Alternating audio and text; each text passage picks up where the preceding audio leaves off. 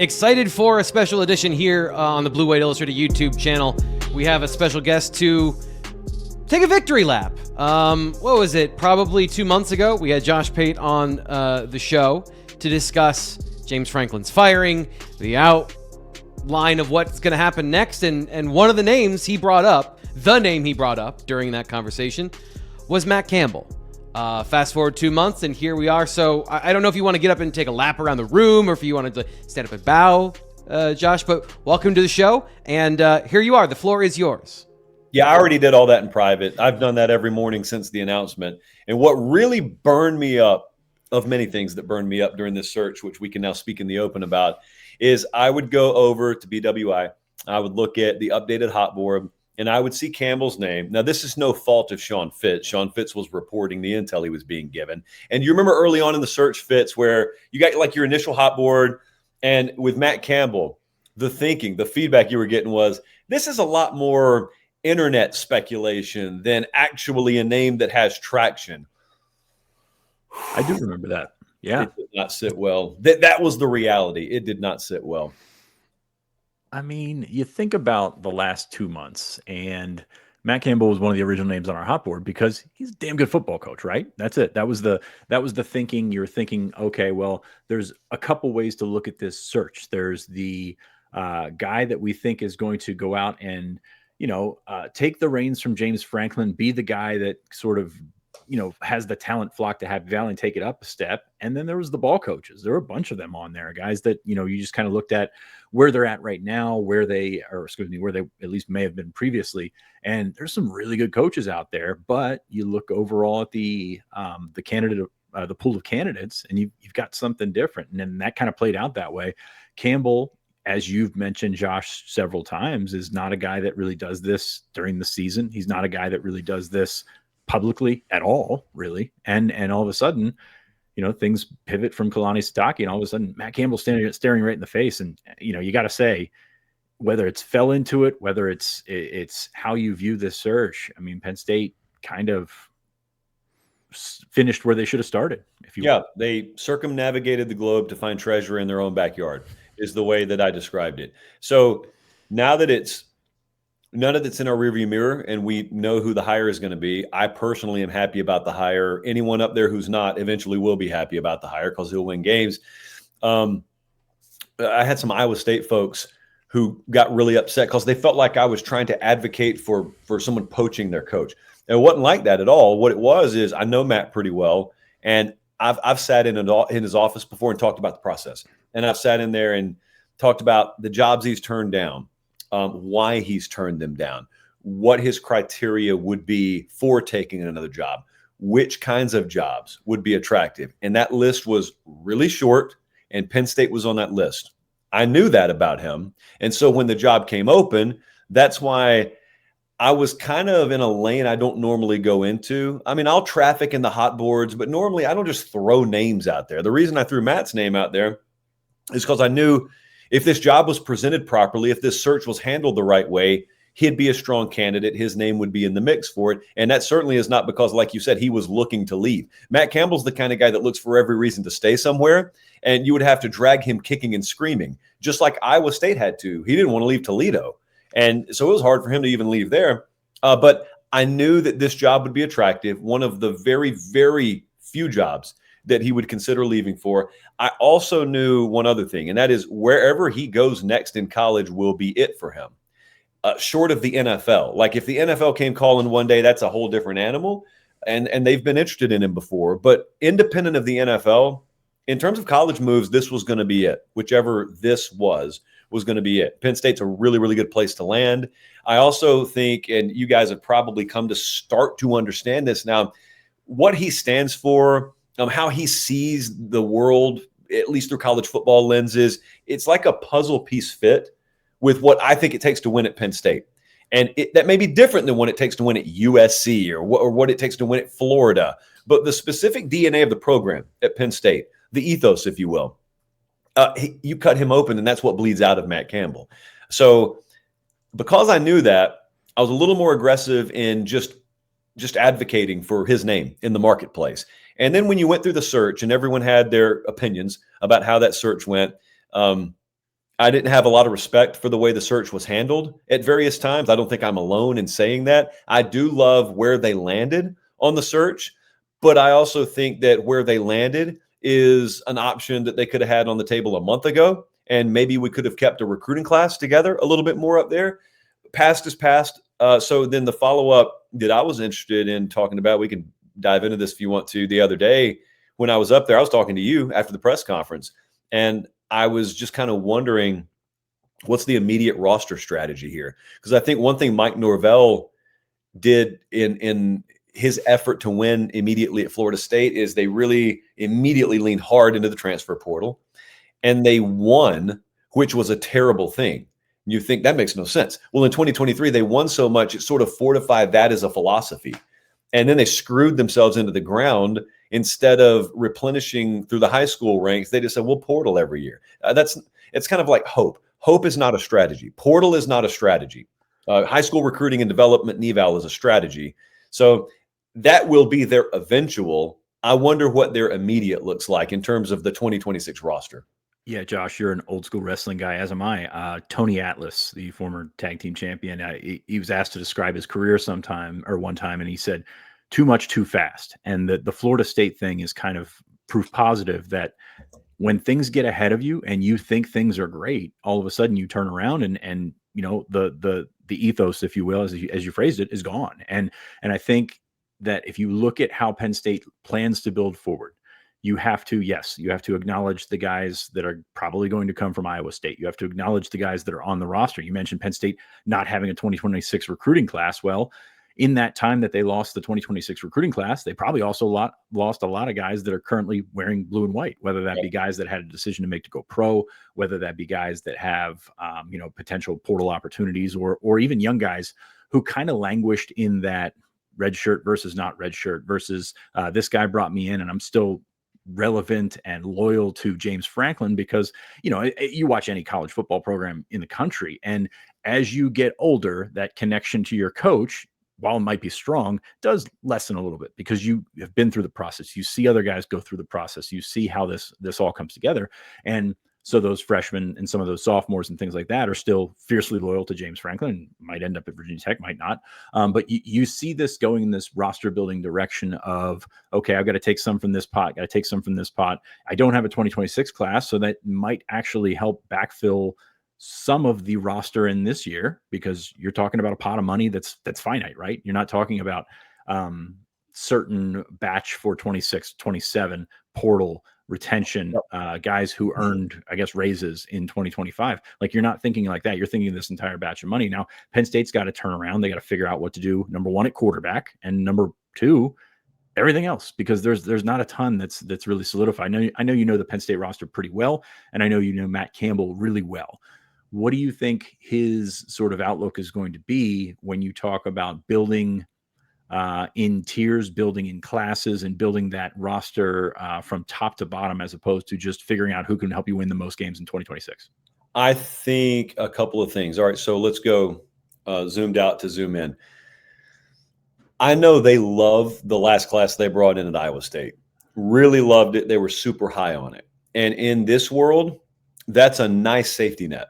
When you take a new job, whether people like that that's the way it works these days or not, it does work the way that those guys can follow you. And I mean, it would be foolish to pretend like that's not part of the process when you're vetting head coaches. I am very intimately familiar with multiple searches this past cycle. And I'm not even talking about the Penn State search. There were other searches this past cycle where if you were on the fence, if candidates were comparable, their junior, sophomore, freshman, and recruiting class roster was the deciding factor, because those are the kids that they could bring along with them. Sucks that that's the way it is, but that's the way it is. Well, in Penn State terms, Matt Campbell and his staff were really, really confident with the guys they just brought in and the freshman class they already had on campus. Now, I don't know how many of those guys will come there. I assume many of them would be open to it. And I think that at the very worst, whatever they can't do to backfill through portal with immediate needs, they could address from their former roster. For the third time, I want to say, I kind of hate that that's the way it is, but I don't write the rules. So that's the way it is. Secondly, for anyone who didn't see the sit down we did with him the other day, I presented a version of this question. I know you listened to it, Fitz, but I would encourage everyone to listen to it because he gave you the answer to this question. And the answer was a lot more philosophical, but it painted the principles and values that he's going to operate the program under. And that is, we may go heavy portal. We may go with guys that we had at Iowa State that want to come here. We may have guys on the roster already, but whatever it's going to be, we're all running it through the same filter. In other words, we can't go and try and shortcut our way through the portal to have a minimum requisite baseline of talent on the roster that don't fit our value system. That's the one thing that he will not do. I promise you, he will not sacrifice anything for short-term gain. If it means winning 7 games versus 9 games next year, he'll take the 7-win option all day long if it means fortifying that roster the right way.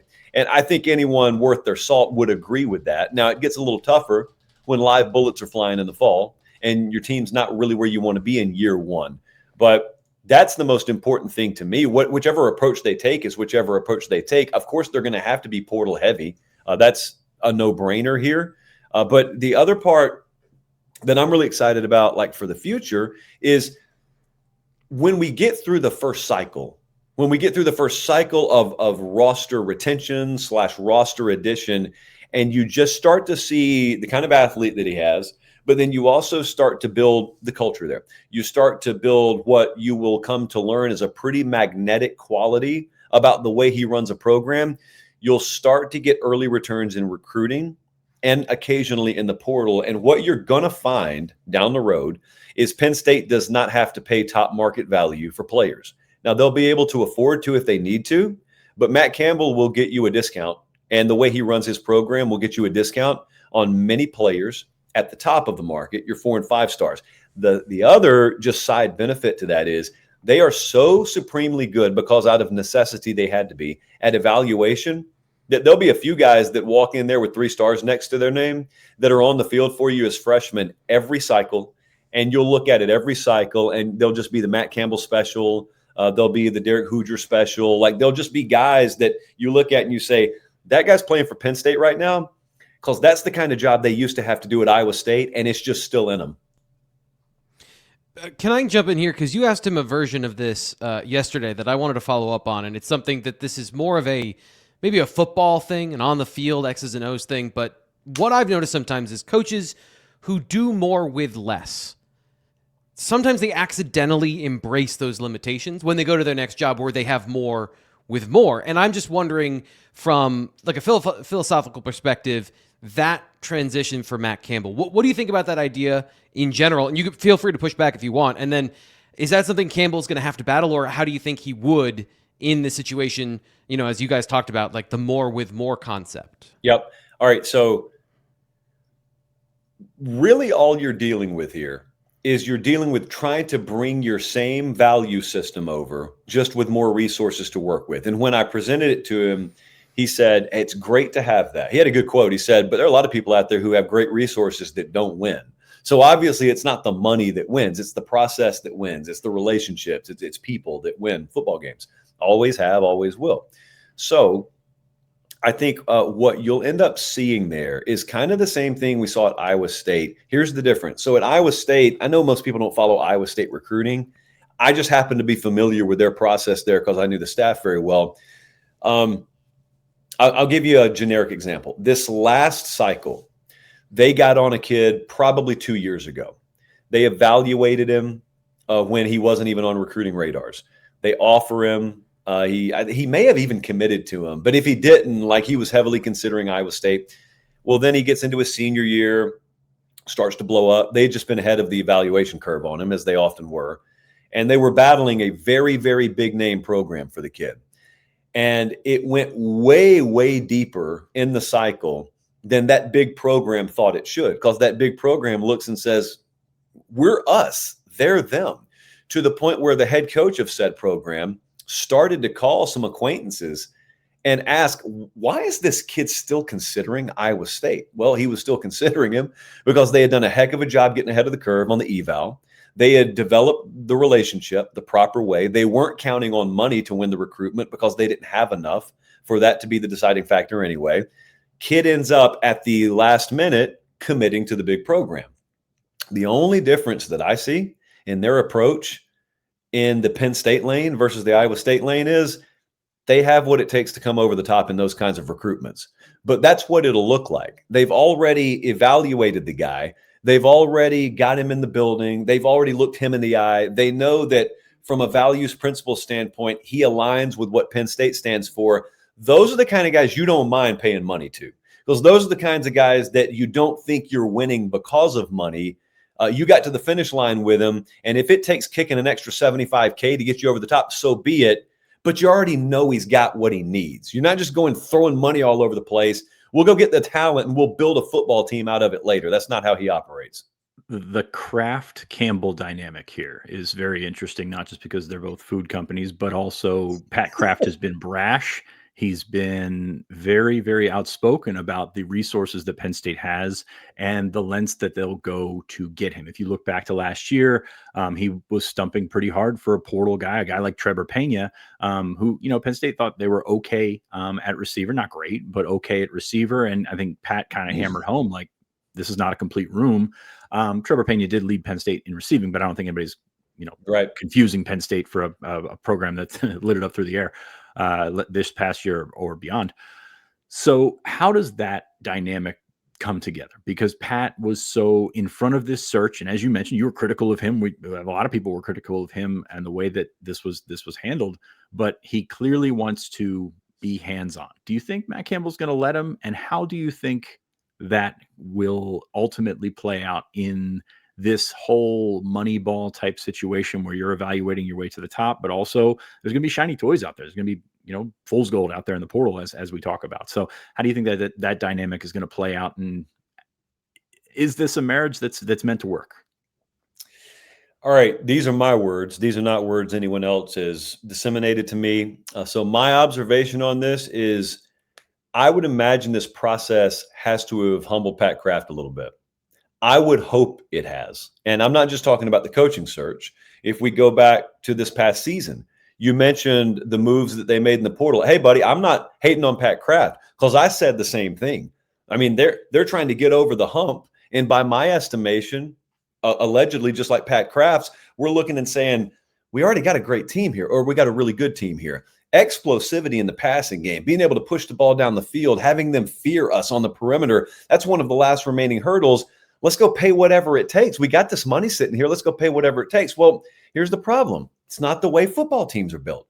It's conditionally, if you're Texas A&M and you got the right stuff and you go add Mario Craver and KC Concepcion, they make a big difference. For all I know, they may win A&M a national title, but it's not that easy.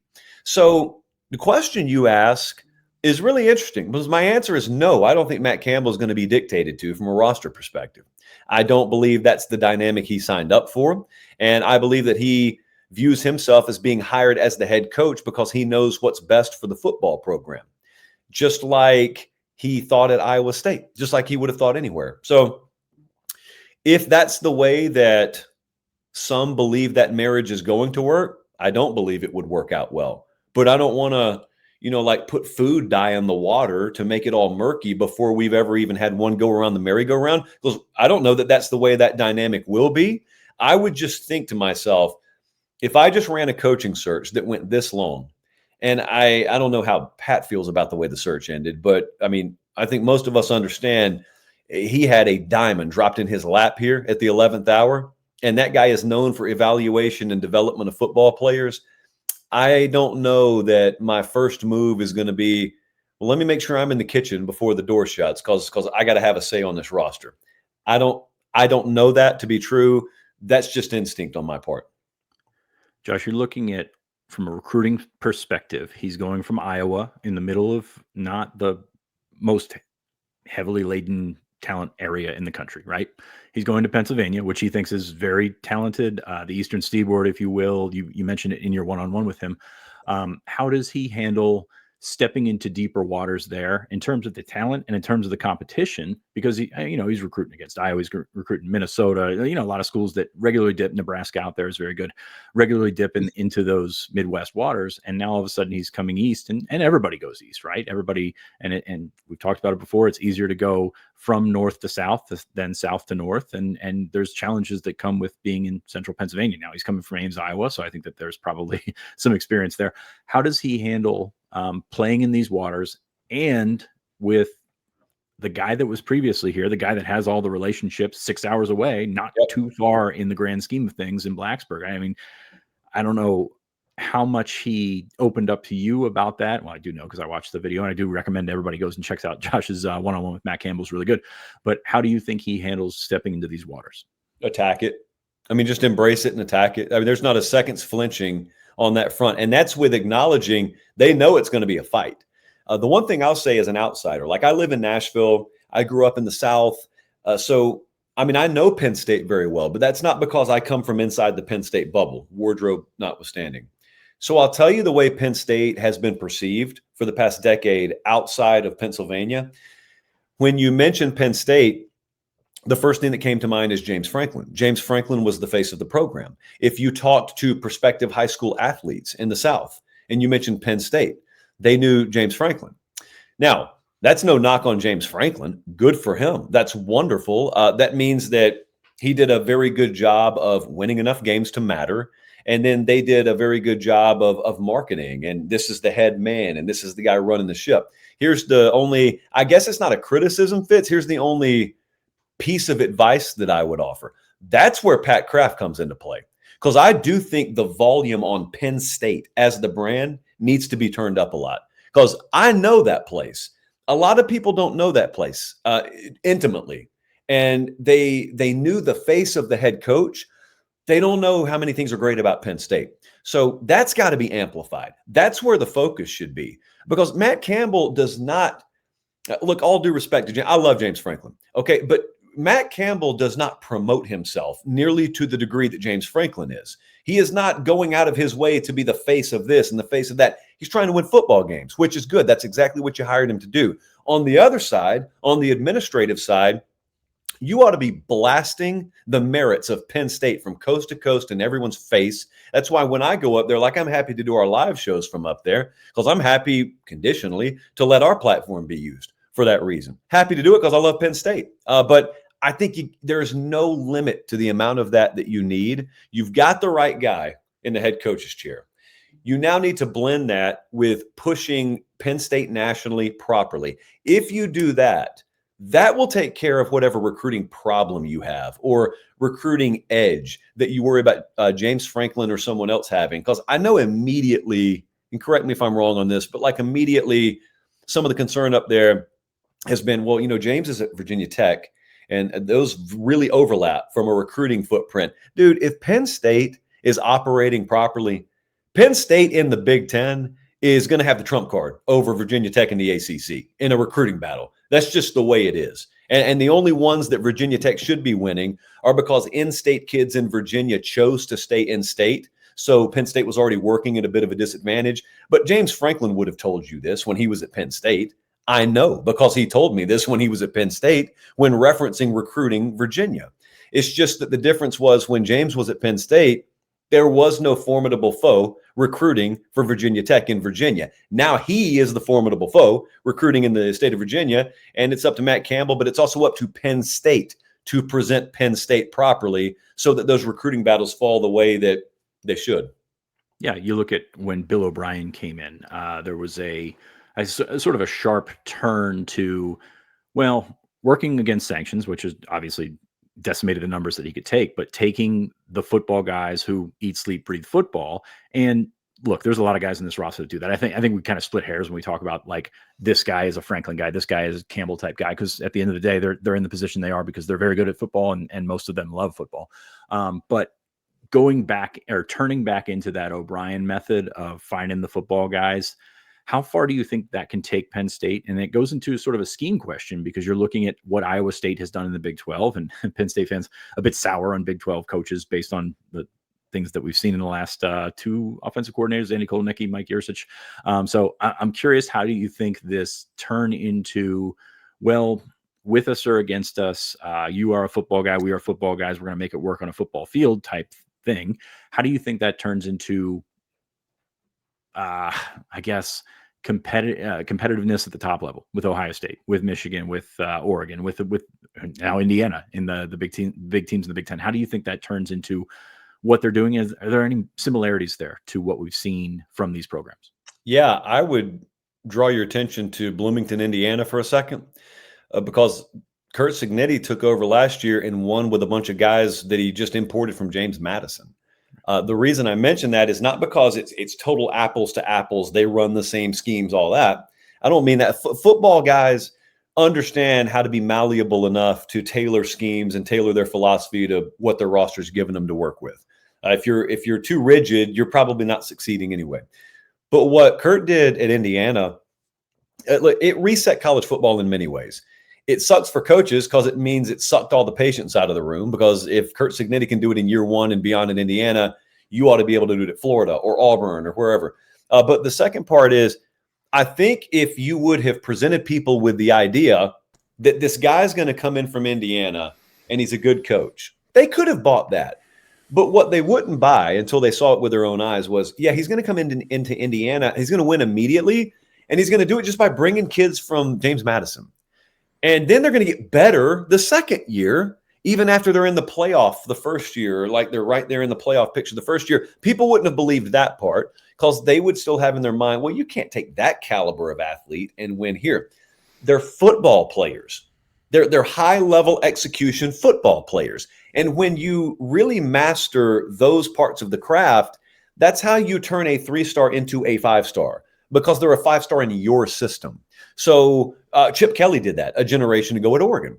He recruited the leftovers on the West Coast, but because he tailored his system to them, they played at a 5-star level, and he won a lot of games out there. So I think Matt Campbell will put a product on the field that looks very similar. The other benefit is, like, you guys, I'm sure, have looked at the defense they ran, and it was more a 3-3-5 stack concept at Iowa State. Well, that's not because Matt Campbell grew up dreaming of running a 3-3-5 defensively. It's because he looked around and said, yeah, we're going to have to play a 3-3-5 here. It was born out of necessity. And one of the great blessings of taking a job like Penn State is it's one of about 10 to 15 places in the country where you can get the caliber of athlete that allows you to do anything you want to do offensively, defensively. You get to run whatever system you want.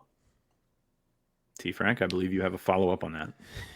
Well, no, I'm that is a good thing to hear when it comes to kind of where all that's coming from the idea of adapting to the situation and maximizing the position you're in. And speaking of that, we've maximized our time with you, Pate. Appreciate it.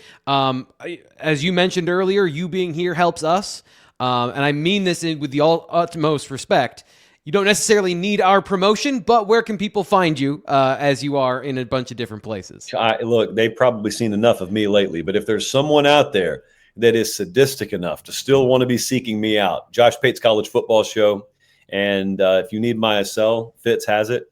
And that's about it. That's all you could ever need. We've had, during this search, we've had several people just tag you on the boards on Blue White Illustrated, and all of a sudden you appear. I mean, it's just like out of nowhere, just kind of puff of smoke, and you're talking about Matt Campbell. But we are very grateful that you are talking about Matt Campbell.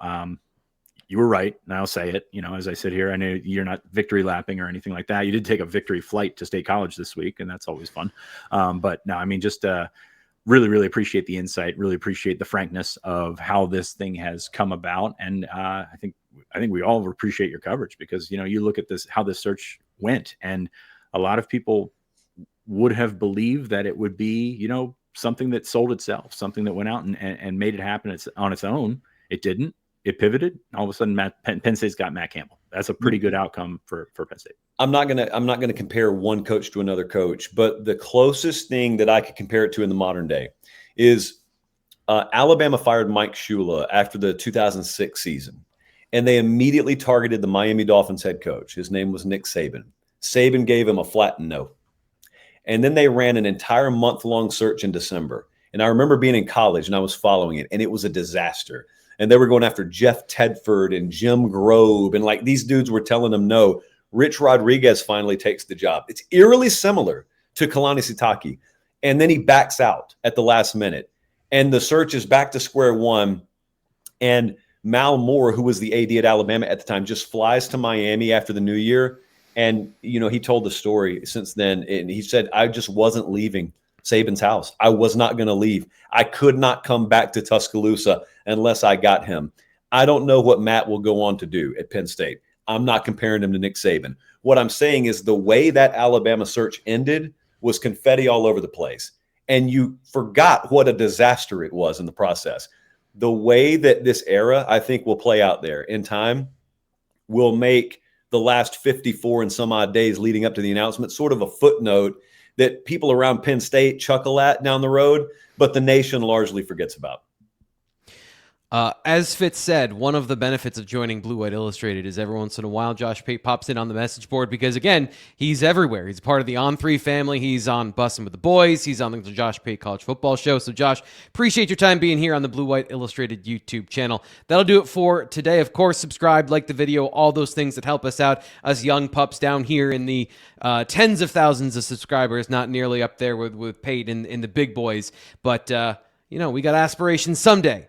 We'll get there. So that'll do it for now, and we'll talk to you later here on the Blue White Illustrated YouTube channel.